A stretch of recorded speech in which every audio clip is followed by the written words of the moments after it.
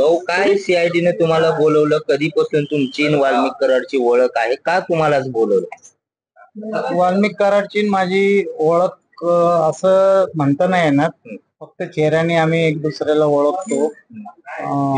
मुंडे साहेब असल्यापासून माझं बीडला येणं जाणं होतं आणि मुंडे साहेबांचा एक कार्यकर्ता तोही होता आणि मी मुंडे साहेबांचा कार्यकर्ता असल्यामुळं तेवढी तोंड ओळख होती. बाकी संबंध काहीच नाही. मला कशासाठी बोलवतो नेमकं? चौकशीमध्ये काय प्रश्न विचारले विचारलं नाही का सीआयडीला तुम्ही मला का बोलवताय? काय सांग विचारलं ना.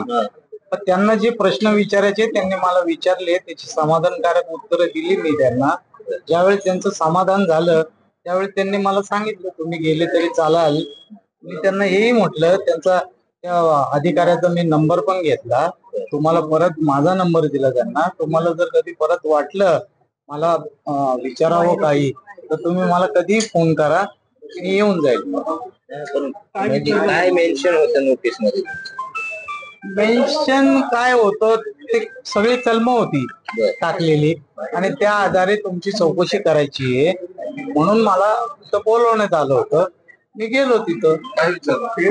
तेच वाल्मिक कराड तुमच्याकडे होते का, पुण्यात ते हे झाले सरेंडर झाले त्यावेळेस ते तुमच्याकडे होते का, परत हे इथल्या प्रॉपर्टी फर्ग्युसन रोडच्या त्याविषयी विचारलं, माझ्या मुलाच्या लग्नाच्या विषयी विचारलं की मागच्या वर्षी तुमच्या मुलाचं लग्न झालं त्या ह्याच्यात ही सगळी मंडळी लग्नाला होती. मी म्हटलं जर मी पत्रिकाच नाही दिली त्यांना तर लग्नाला असायचा प्रश्नच येत नाहीये. कुणाबरोबर आले होते? नाही धनु भाऊ तर लग्नाला नव्हते, फक्त पंकजाताई लग्नाला आल्या होत्या. त्यांच्याबरोबर आले होते? नाही त्यांच्याबरोबर. सीआयडीला असं काहीतरी तुमच्याकडेच का चौकशी करावं वाटलं? आता ते मी इथं जी प्रॉपर्टी त्यांनी घेतली त्या प्रभागाचा मी नगरसेवक आहे काय, आणि त्यावेळेस त्यामुळे त्यांना असं वाटलं असेल की मी त्या व्यवहारामध्ये काहीतरी मध्यस्थी केली काय, म्हणून पण त्यांनी मला बोलवलं होतं. तसं असेल तर त्यांची मगरपट्ट्यात पण प्रॉपर्टी आहे मध्ये.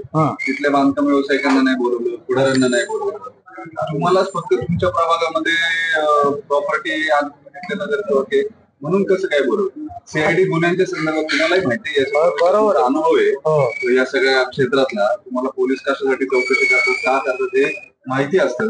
समन्स पाठवून एखाद्याला चौकशीला बोलवणं हे फक्त आयक्यू माहितीवरती किंवा कोणाच्या तरी तक्रारीवर होत नाही. काही लिंक एस्टॅब्लिश झालेले आहेत. आमची माहिती जी आहे त्याच्यानुसार तुमच्या आणि वाल्मिक कराडच्या त्या ऑफिसच्या दृष्टीने सुद्धा ज्या स्कीम मध्ये त्यांना प्रॉपर्टी घेतली आहे त्या प्रॉपर्टीवरती ती प्रॉपर्टी खाली करायसाठी किंवा तिथे एसआरएचा कन्सेंट घ्यायसाठी काही वर्षांपूर्वी एक फायरिंग झालेलं होतं ज्याच्यामध्ये सुद्धा तुमचं नाव येत होतं. तर त्या अनुषंगाने ही सगळी, मग त्याच्यात तुमचं काही स्टेक होता का? तो ट्रान्सफर झालाय का, तो हँडओव्हर झालाय का, म्हणून तुम्हाला बोलवलं? त्या ह्याच्यात जर माझा काही संबंध असता तर त्यावेळेस त्यांनी मला सोडलंच नसतं ना डिपार्टमेंटनी. त्यावेळेस तर साधी माझी चौकशी पण नाही काय, आणि तो प्रश्नच येत नाही. माझ्यापेक्षा तुम्ही हा जर प्रश्न बिल्डरला विचारला की बाबा दत्ता खाडे तुमच्याकडे या व्यवहाराच्या दृष्टीने आले होते का, त्यांचा फोन आला होता का, कराड माझे मित्र आहेत किंवा नातेवाईक आहेत किंवा ओळखीचे आहेत, त्यांना 4 पैसे कमी करा काय, त्या असं माझ्यापेक्षा बिल्डर तर तुम्हाला चांगल्या पद्धतीने सांगू शकतील ना. ते कसं सांगतील? घाबरलेले असतील. अहो मग काय कोणीतरी सांगितलं असेल ना. आणि मी ज्या वेळेस डिपार्टमेंट तुमची चौकशी करतं, डिपार्टमेंटला आपल्यापेक्षा जास्त माहिती असतं ना. मी जर त्याच्यात असतो तर डिपार्टमेंटने मला सोडलंच नसतं ना. मग ऑफिशियल समज का दिलं? तुम्ही हे सगळं असताना तुमचा काही संबंध नाही असं तुम्ही थेट म्हणताय, तुम्हाला ऑफिशियल समज पाठवले त्यांनी? समज दिलं म्हणजे संशयित म्हणून त्यांनी मला बोलवलं. संशय कशामुळे आला त्यांना?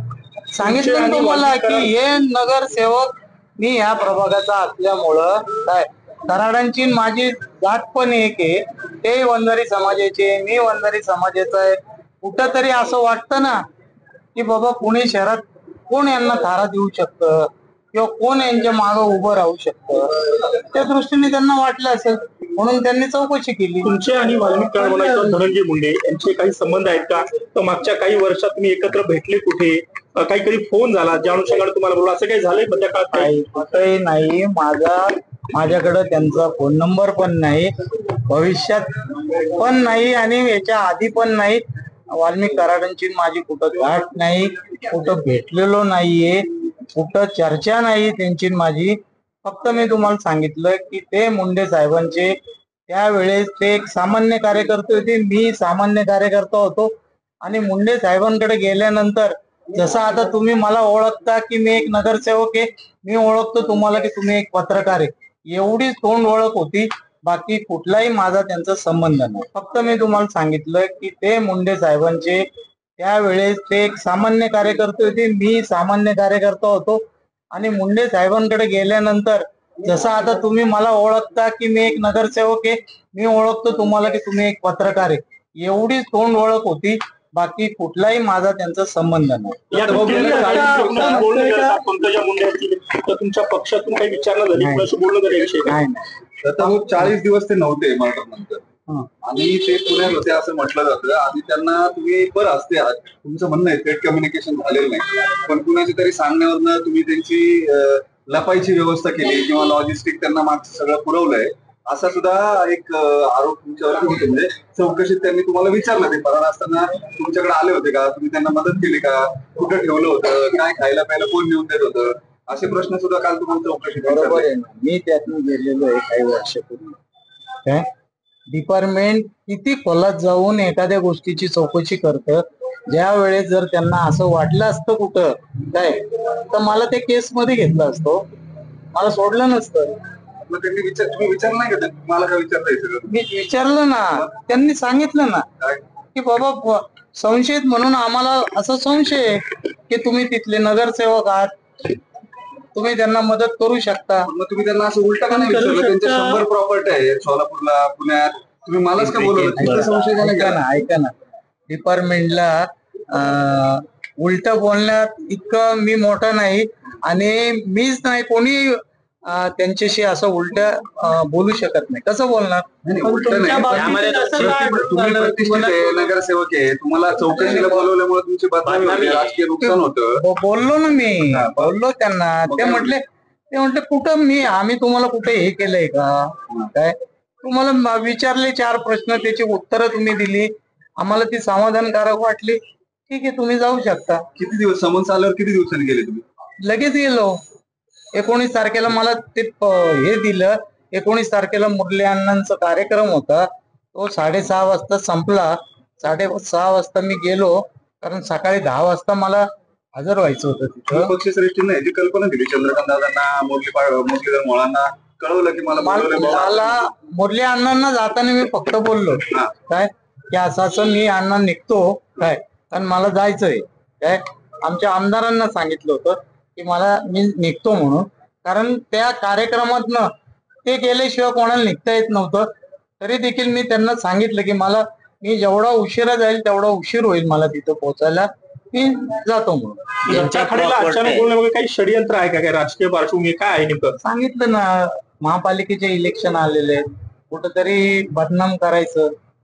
3 टर्म मी इथला नगरसेवक आहे असं वाटतं ना, तुम्हाला वाटू शकतं की हा बाजूला झाल्याशिवाय मला तिकीट मिळणार नाही, विरोधकांना वाटू शकतं की हा बदनाम झाल्याशिवाय आम्ही निवडून येऊ शकत नाही.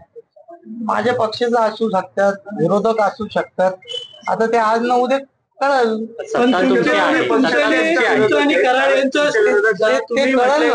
तुम्ही म्हटले की एकाच समाजाचे आम्ही दोघं आहोत, समाजामुळे तुम्हाला कुठेतरी चौकशीला बोलणं असं वाटतं का? तुम्ही एकाच समाजाचे म्हणून नाही, असं होऊ शकतं ना, होऊ शकतं, केलं असतं, चौकशी झाली, पण तुम्हाला काय ठाम तुम्ही कशावर?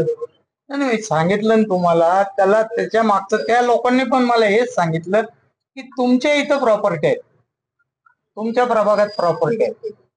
आता मी माझं ऑफिस इथं 1 रोड पलीकडं त्या प्रॉपर्टी आहेत, असं कोणालाही वाटू शकतं ना.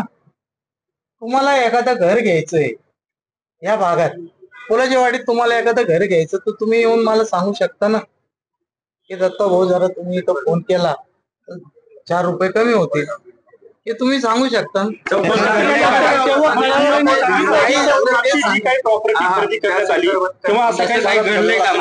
मी सांगितलं ना, तसं काहीच घडलं असतं तर तुम्ही बिल्डरला विचारा ना की दत्ता गाडे तुमच्याकडे आले होते का, त्यांनी काय तुम्हाला फोन केला का की 10 रुपये कमी करा हे सांगितलं का, सांगेल ना तो. ठीक आहे. ओके. अहो मारा पुढे चांगले चांगलं भूत बोलतो डिपार्टमेंट समोर.